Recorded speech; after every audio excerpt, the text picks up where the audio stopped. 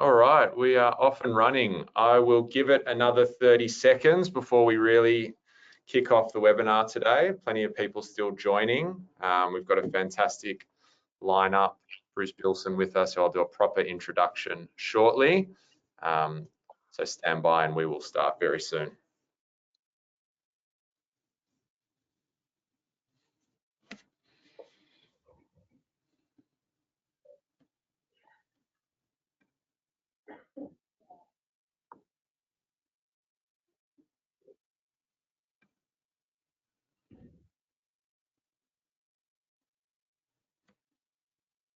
Okay, let's kick off. Welcome to the 2025 Business and Economic Outlook. I'm Patrick Coughlin, the CEO at Creditor Watch, and today joined by Bruce Bilson, the Australian Small Business and Family Enterprise Ombudsman, ASBEFIO, which is a great way of saying it, my preference there. Bruce, welcome. Great to be on a webinar with you again. Fab to be with you, Pat. I know some people think it's Hall and Oates. You're much younger and more handsome than me, but always a pleasure to be with you and your audience. Hello to the audience. Thank you for your interest, and hopefully I can share a little bit of insights that are useful for you today. And with that, I might just ask, can you give a quick rundown on what ASBEFIO does?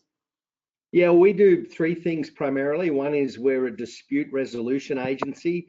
For those on the call that know a matter in the federal jurisdiction where a small or family business seeks to have their interests protected, if they want to go to court and take legal action, it's the Federal Court of Australia. That's $250,000, that's 2 years to wait. And then there's, in the cog of justice, the COG that worries a small business litigant in the federal court is the cost order gorilla. You lose, you pay the other party's costs. So that's a pretty hostile environment for a small business.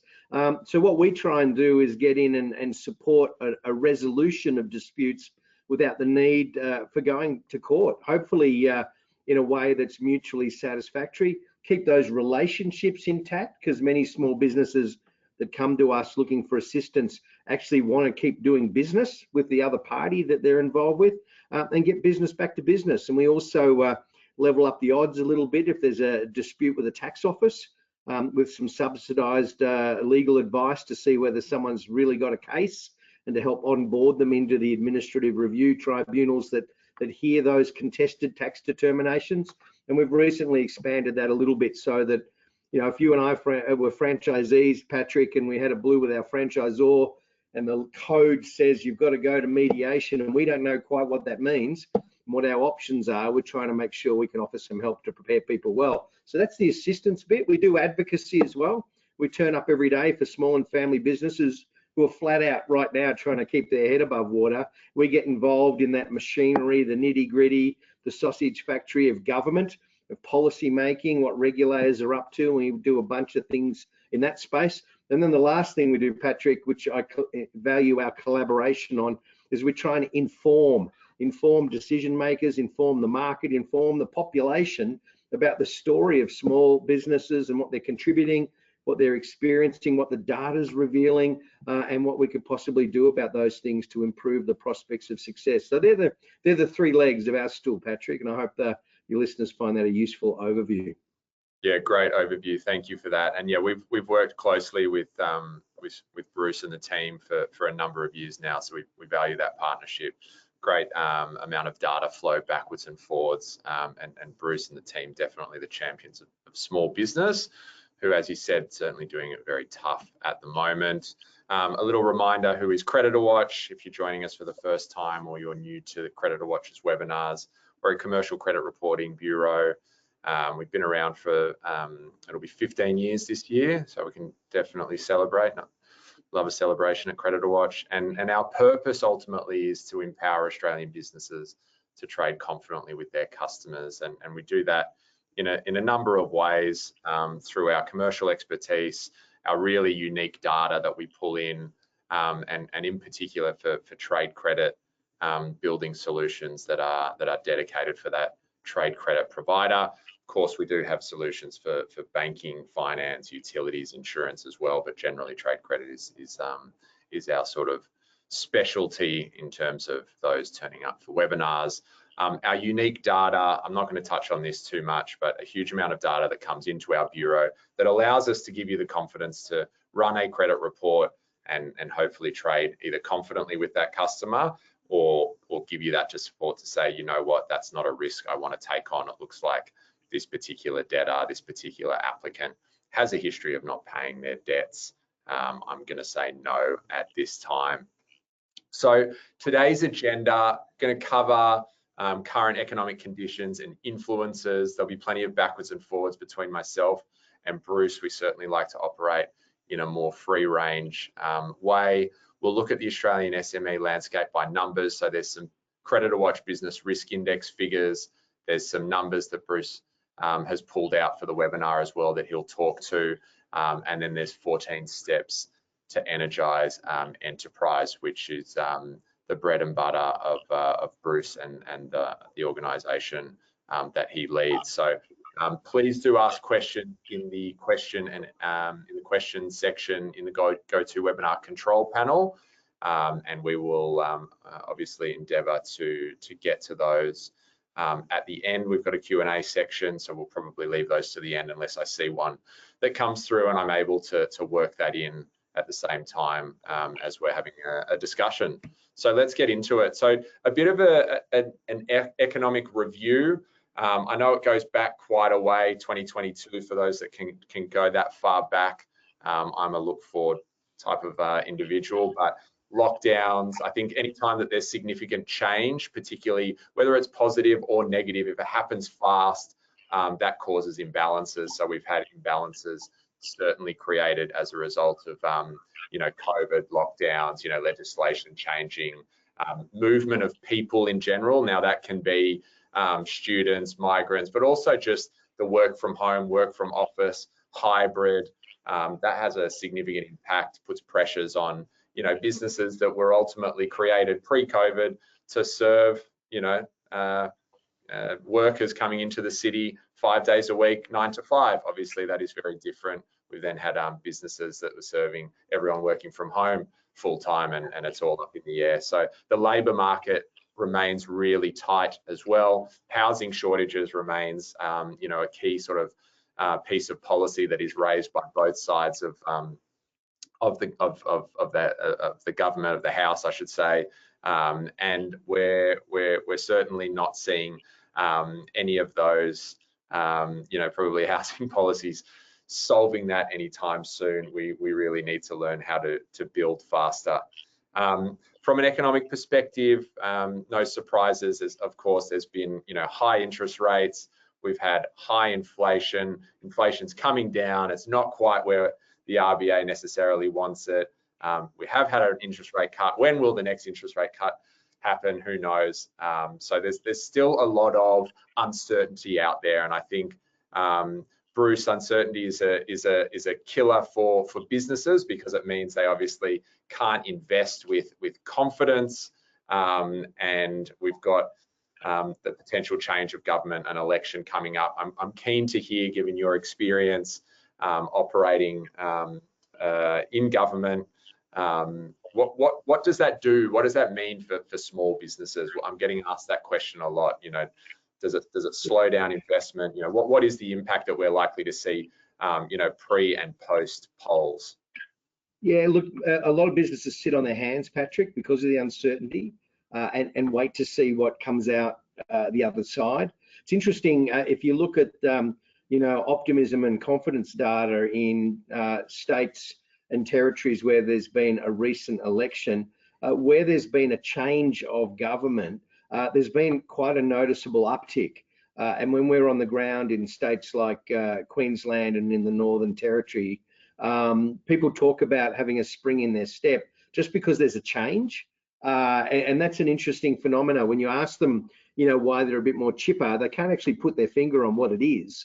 But there's just a sense that there's something might be different than they're familiar with. And if they're, finding the economic times quite challenging, just the hope that something might be slightly different, it can be really an encouraging thing. The other thing too is, they're looking for new initiatives. You and I have talked about the instant asset write-off and what a driver that can be for investment, and how too often the laws for that have passed very late in the financial year. So it's almost, not having an impact on people's plans because they don't know quite what they're dealing with. And we also saw that with the incentive around energy efficiency and emissions improving equipment investment. It got passed 2 days before the end of the financial year. You needed to work out what it was that would actually qualify, see if there's stock around, and as well as anybody, have it installed or ready for operation by the end of the financial year. Now who can do that? And so really at an election time, a lot of small and family businesses are looking for some very specific things that will improve the ecosystem in which they operate, and they're really looking for that. So sit on your hands in the meantime often is what many do, looking for either a spark or some reason for renewed hope, or specific programs and policies that really speak to the business circumstances that they're dealing with. And post polls, there's a lot of talk about, hung parliament or, minority government. Does that just further create additional uncertainty? It does. I think whatever happens will be untidy. I think there's every prospects of a minority government, but I guess that's also an interesting opportunity for small and family businesses. I've been putting out materials saying, look, whoever's coming to you wanting your vote, let them know what you want. Let them make it clear that there's certain changes that you're looking for to improve your prospects of business success and to actually support that wonderful economic contribution and vitality contribution to communities that small and family business can make. And so, whether it's a crossbencher, a minor party, the major parties, if people are around, wanting to persuade you that you should vote for them, put on the table what it is you're looking for from them that will improve your prospects of business success. And I think, now's an important time. You've heard me use the phrase, the world's run by people who turn up. That's because by feeding in your experience and your insights, you can have an impact on what happens next. Saying nothing means there's no chance of you influencing that. So turning up at those opportunities and making your case, very important time for that right now. Yeah, definitely. We always speak about the squeaky wheel gets the grease when it comes to collecting invoices or overdue payments. If you're not asking for it, you're unlikely to get it. So yeah, I certainly think that rings true in this sort of in policy terms. You might have the greatest around, share it with nobody. Guess what? It won't happen. Whereas if you make the case and present your story, even be prepared to host candidates. Yeah, come to my business. You might want a pick-up, as it's called, but come to my business and I'll tell you what's going on and what I'm looking for from you and what would be helpful. And that's useful input and an exercise of some influence in the political process. And more often than not, if you've got a thought, a challenge, if you share that, there's a good chance that someone else has thought about it or shared it as well, and it just builds the case even further. So while you might have that one vote, that voice can carry far more than a single vote as well. Well, that's right. But the other thing too is, remember, for time poor politicians who are talking to time poor small and family businesses, it's probably, for your audience, this might be a little too sharp a thing to say, but let me share with you, as a former cabinet minister, the diary is chaos. You've literally got these little chunks of time, not quite as bad as a GP consultation for 6 minutes, but there's these little chunks of time. What's useful and most useful is, as people describe what their challenges are, don't stay just in the problem mode. Put forward a constructive suggestion. Answer the question, what I'd like you to do is, because that's what's in the minds of the people that you're talking to. So it's always helpful, not only describe the challenge or where you think there's some opportunity, articulate what the step is you actually like the person to take, and that gives them something they can take home and go and do more work on. Yeah, great feedback and advice to get, particularly given your history. So thank you for that one. The last dot point there, longer term trends, of course, unless you don't read, the media or listen to it or turn the television on or speak to anyone in the office. Obviously, AI is a huge thing that, depending on who you speak to, is going to take over the world.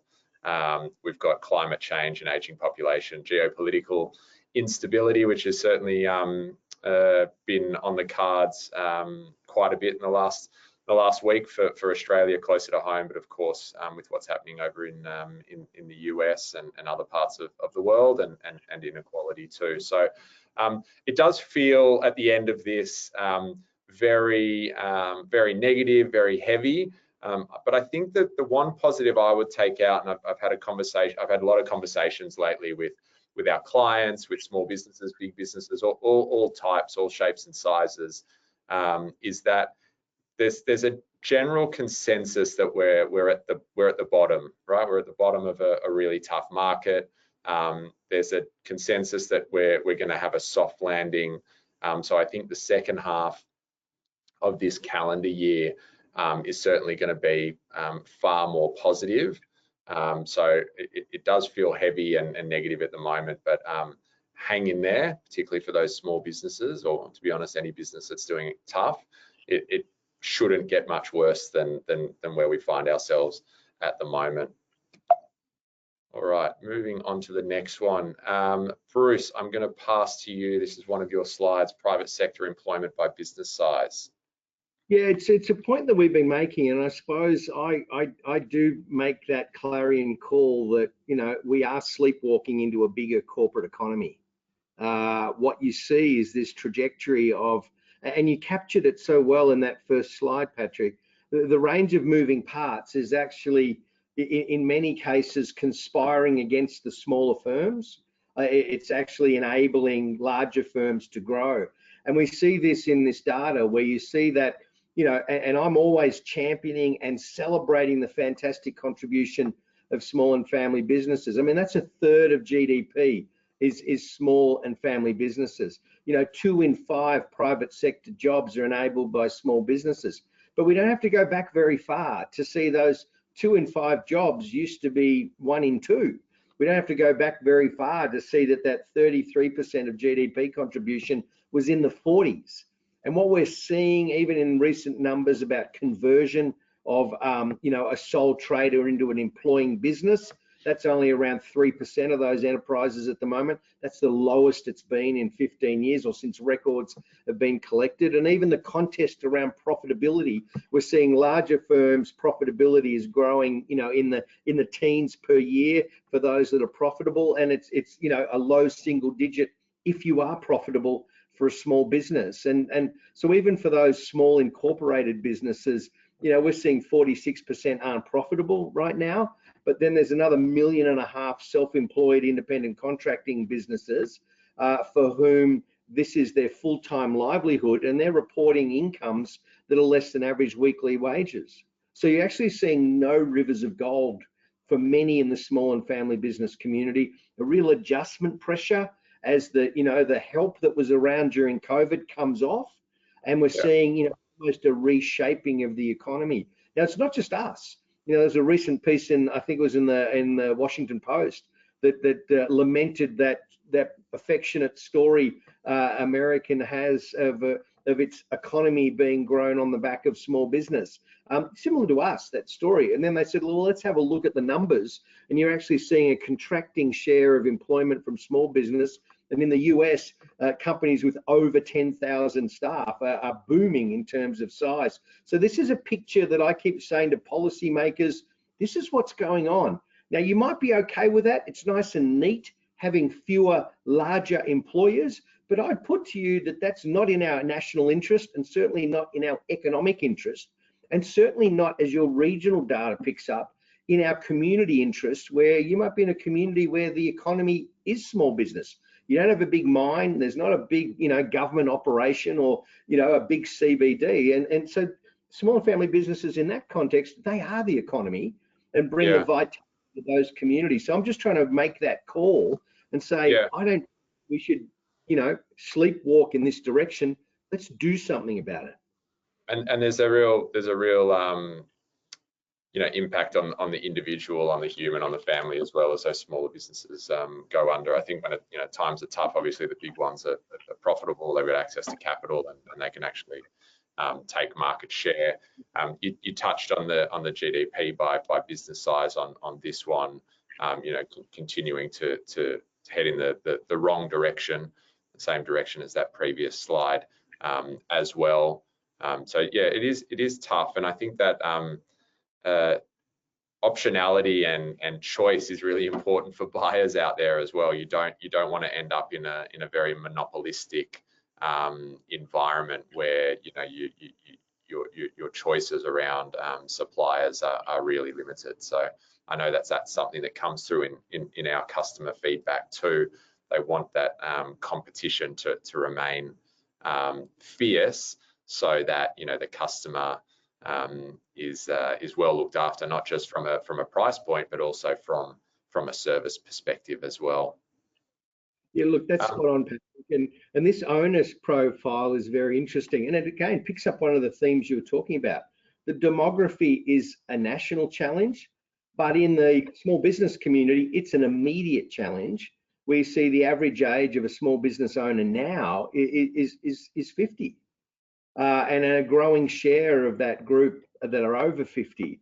The one that troubles me particularly is look at those under 30 numbers. Yeah, there's not a desire to start our own in the sub 30.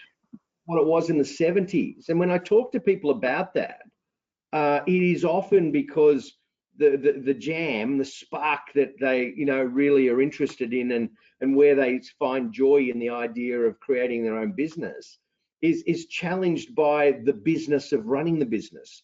The regulatory and compliance obligations. It is a big responsibility. And one of the narratives we keep pushing out is I think we've lost the discipline around right-sized regulation to some extent, that we're not really honing in on the fact that for a small and family business, the compliance tasks are done at 10 o'clock at night. I've been there with my various businesses over the journey, and that time focused on just compliance, reporting, regulatory burdens takes us away from value creation in many respects. And that frankly was put to me by a business owner, it steals the joy. And I'm hearing more and more. It becomes too hard, doesn't it? And you go like, why do I bother? I think the other thing that we get caught up in is this concept of there's too much red tape. It's almost a throwaway line, but it's actually we need to start having the conversation around the specific bits of red tape, so that it's a little bit more personable and a little bit more specific, and that becomes a focus for policymakers.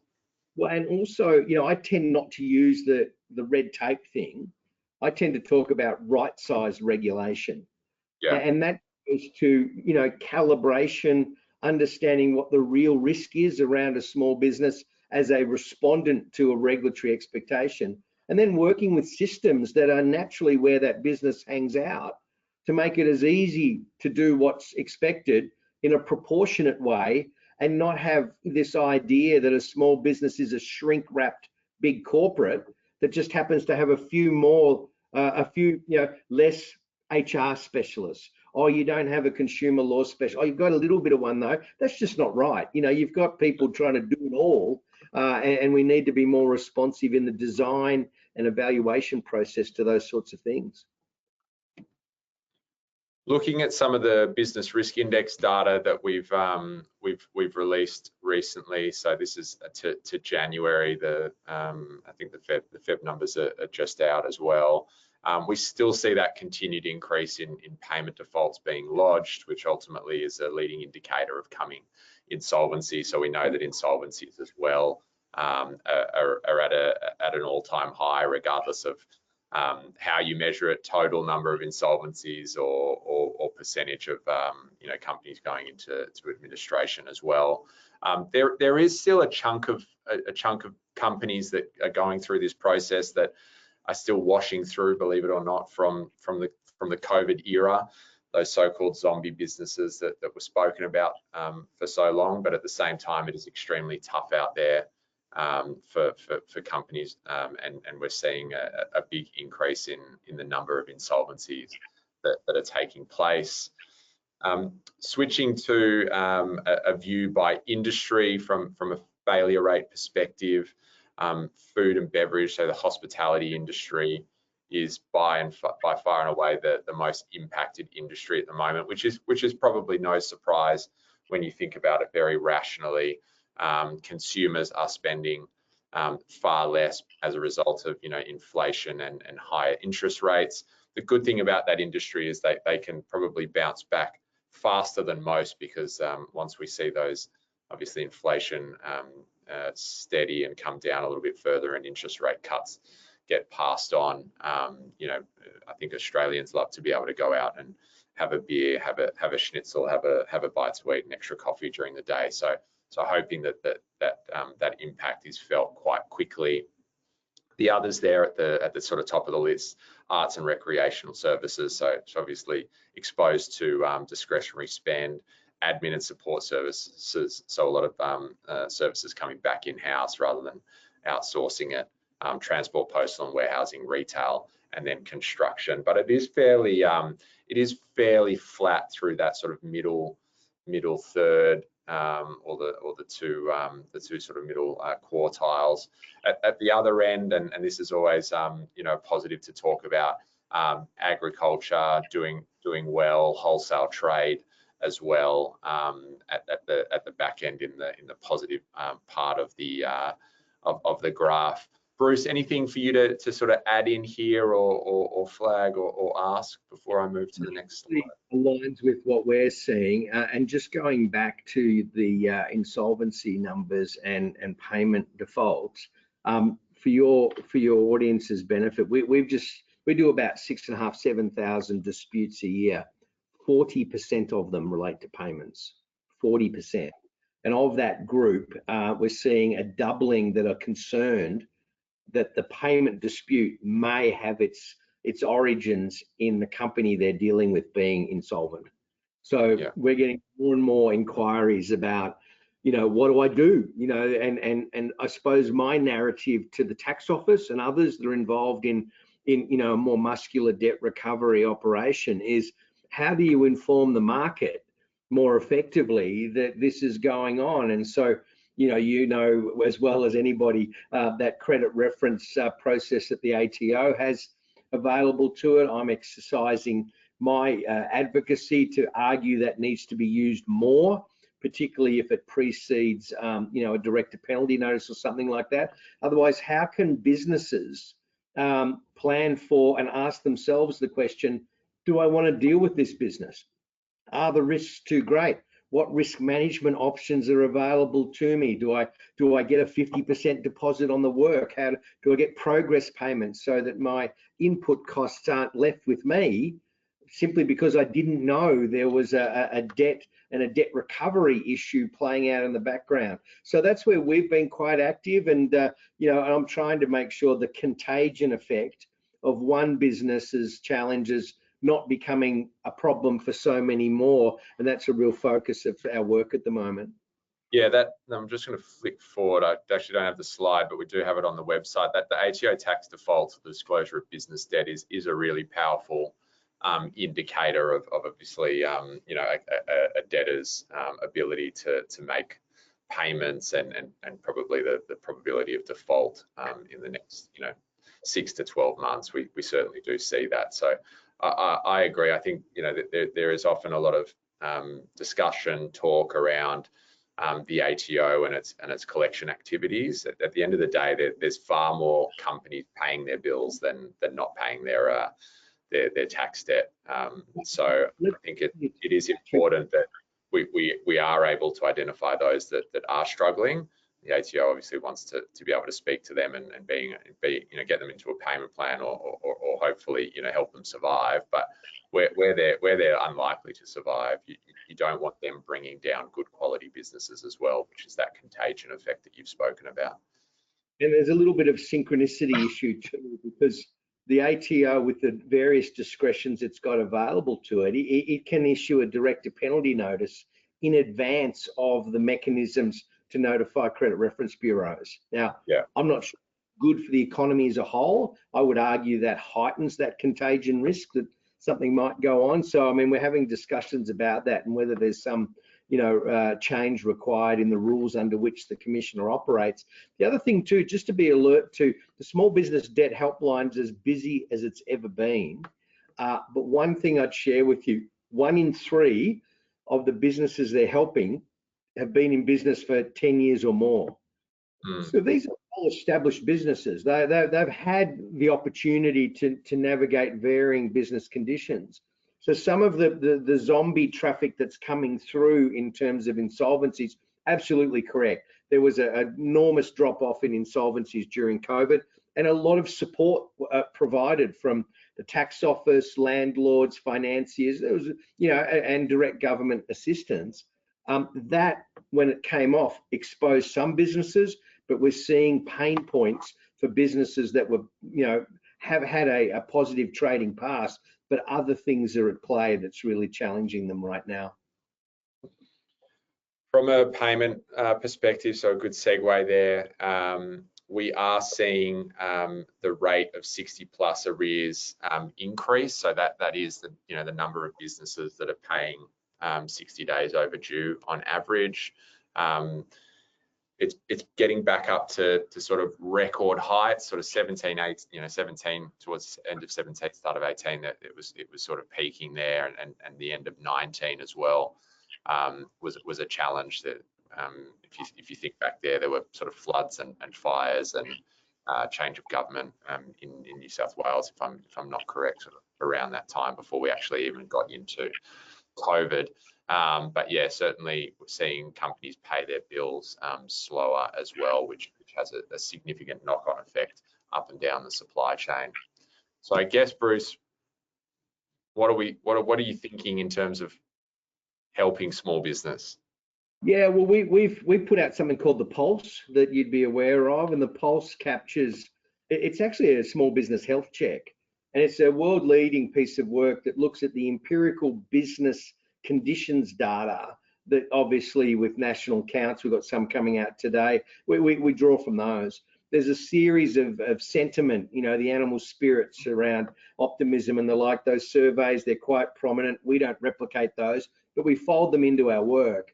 But then because of what we do and where we're placed, having access to sort of government data that might not be generally available, we can run a large language model over the kinds of things that people are asking for help with or are weighing up. That feeds into our Pulse. Conditions, sentiment, actions. What are their people actually doing? What are they contemplating? What are business owners thinking? And we're seeing that those numbers are quite troubling. At the peak of the support during COVID, those conditions and that health indicator was over the 100 index quite easily. It's now fallen off to be down in the high 70s.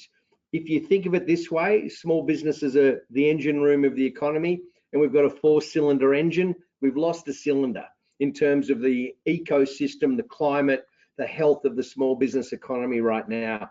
Now, whole range of things for that. We saw it plateauing though. It seems to have bottomed out in our last February index. It's down 0.3%.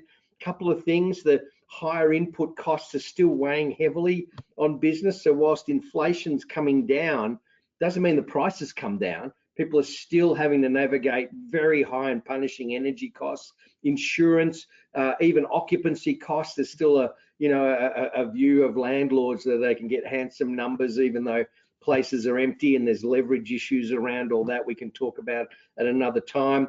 Staffing, a split concern, finding suitably qualified staff, the cost of suitably qualified staff, that's still there. And also regulatory requirements are landing very heavily. It's moderated slightly, but it's still a big concern. And we're getting an increase in inquiries about people trying to navigate, what is it I have to do? How do these new requirements work? It's quite an interesting picture. The other thing though that we've seen is that reduction in interest rates seems to have given people a little bit of hope. They're hoping that might unlock a little more customer demand, and we saw that in consumer data numbers that were out earlier in the week. So that's kind of encouraging. A little bit of an uptick in investment interest. People wondering, if I invest in new technology, particularly, Will that make the business of running the business a little easier and a little less painful? And also, what can I do to actually pursue growth and marketing opportunities and deploy AI and other tech to help my business? So it's an interesting picture. It's plenty of room up, but I'm an optimist by nature. Even my blood group is positive, Patrick, just to underline that point. So I don't just call out these challenging conditions. What can we do about them? So what we've been doing is shopping around these 14 steps.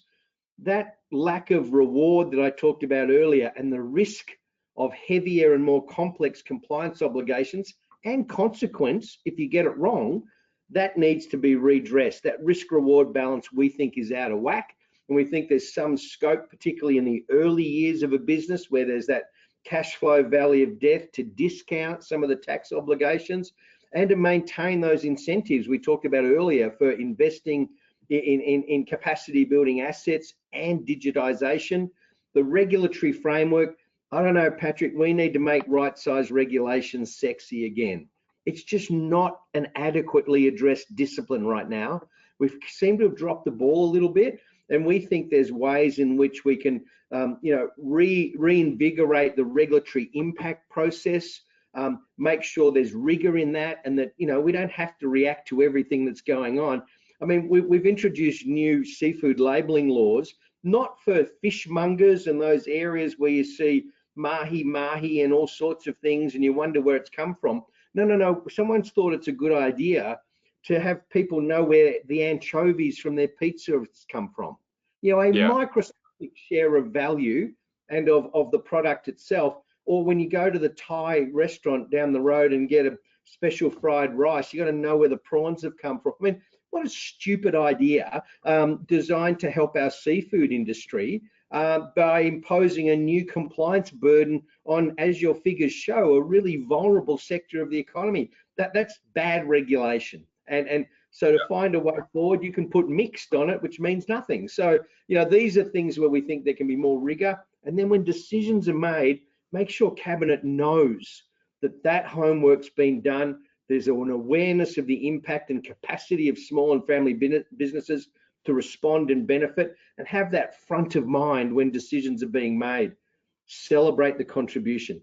I love teachers, public administrators. I'm amongst them every day, and the creative community, fantastic. All have Prime Minister's awards, great. Where's the Small Business Prime Minister's Award?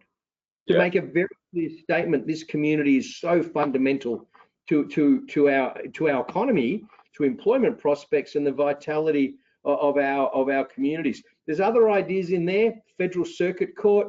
Don't go to the federal court for matters under $1 million. Have a tribunal-like opportunity, and people can defend their economic interests. Give small businesses a better, realistic chance to compete for government contracts. Get rid of these ridiculous charges on payment arrangements by introducing least cost routing. Positive action on insurance, because it's killing our people. And even, for things like the workplace relations system, one of the world's most complex we have, but 94% of employers are small business. Does anyone think the system's designed for them? Where's the... And unfortunately, they get whacked because they're unaware of it, and they end up doing the wrong thing unintentionally, for not only for a variety of things, trade practices, but government contracts, small business, all of those sort of things. Even the department that writes the rules here, DUA, they've been pinged for not implementing their award properly.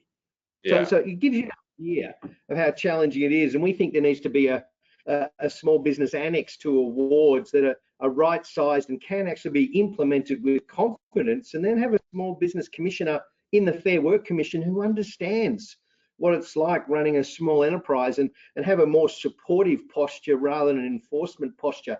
And then the other thing I talk about is tech. We really need to support our small businesses be more deeply digitally engaged. The data has been in for a long time, that the better you use digital technology, the better your prospects of survival, of profitability, the likelihood of employment, and of innovation around new value. Now, I'm hoping the demography isn't part of the tech story, because when we look in the Southeast Asian region where there are younger entrepreneurs, the tech uptake and the innovation driven from it is much higher than here. And maybe that's something we need to turn our mind to as well. Yeah, and I think that people have got to fight for it. It comes back to that, conversation earlier around, speak up, reach out to your elected official or the one who's trying to get elected. Yeah, got to get that voice heard. The hard thing for small businesses is they are small and they're already bloody busy, and they're dealing with a downturn, and they're dealing with all of these challenges as well. So, certainly not an easy thing to do. But we know that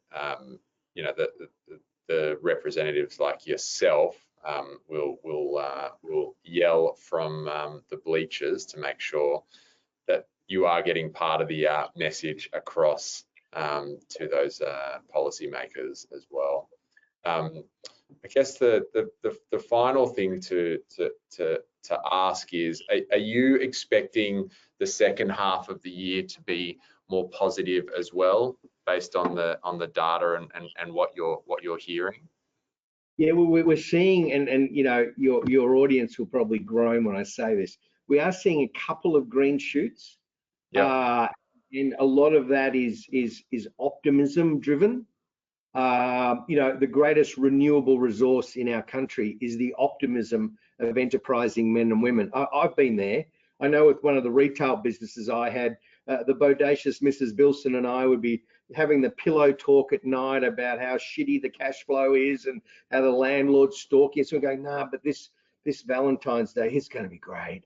It'll fix everything. And so there is that guided but well-intended optimism. There's a little bit of that in the air, and a sense that maybe the most challenging times has passed. We're seeing that in our data where that's flattening off. Doesn't mean it's got to a good space yet, but there's a sense that it's probably we've seen the worst of it. There's still a tail of businesses that are grappling with post-COVID consequences.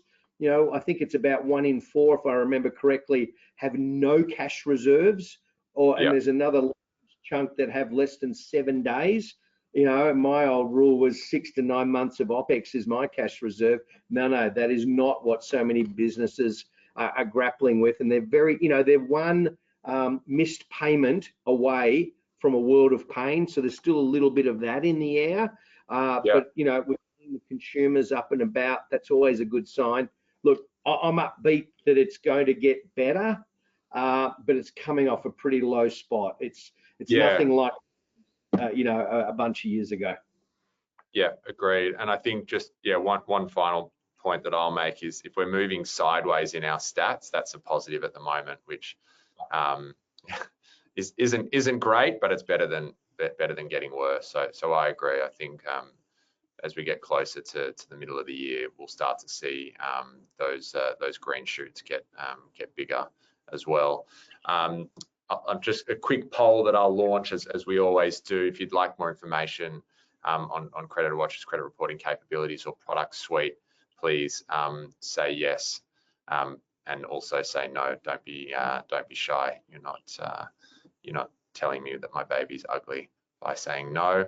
And Bruce, where is the best place for people to get information from yourself, the organisation, and the team? Patrick, jump on our website. It's ASBFEO or Asbefio. It sounds like a foot fungus from the Amazon, but asbefio.gov.au, ASBFEO. And the www that's before that, we like to have that as a website worth watching. So we're hoping there's worthwhile resources and tools and insights on there that, whether it's for your own business or as trusted advisors, you working with other businesses, we try to bring together useful resources and tools that, hopefully will help. It's not my gift to make every business succeed, but we get out of bed every day to make sure none fail because they didn't know about something that might have helped. Yeah, agreed. No questions have come through. So obviously we've done a fantastic job answering everyone's questions before they've had to ask them. So that's fine, and we're right on our timeline as well. No doubt there's plenty of small business owners and managers that are flat out and want to get back to it anyway. So a big thank you to everyone who joined today. And of course, a big thank you to yourself, Bruce. Great to have you on here. I know you're fighting the good fight at the moment, as you always do. So good to have you on board. Always fun to do a session with you. Take care, go well, and to the audience, may any problems you have be small ones, and thank you for your contribution to our economy and our community. It is valued and respected. Fantastic. All right. Thanks, everyone. We will wrap that up. Enjoy lunch. Have a good day. Have a good week. Chat to you soon.